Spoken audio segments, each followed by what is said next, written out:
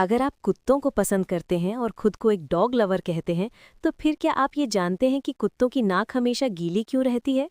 चलिए कोई बात नहीं, हम आपको इसके बारे में बताते हैं। कुत्तों की नाक अक्सर गीली क्यों रहती है, इसके पीछे कुछ कारण है।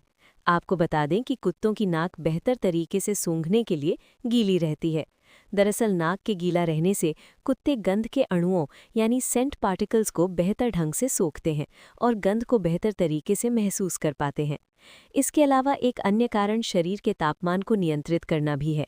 दरअसल कुत्ते नाक से नमी का वाष्पीकरण यानी इवेपोरेशन कुत्तों के शरीर के टेम्परेचर को बैलेंस करता है।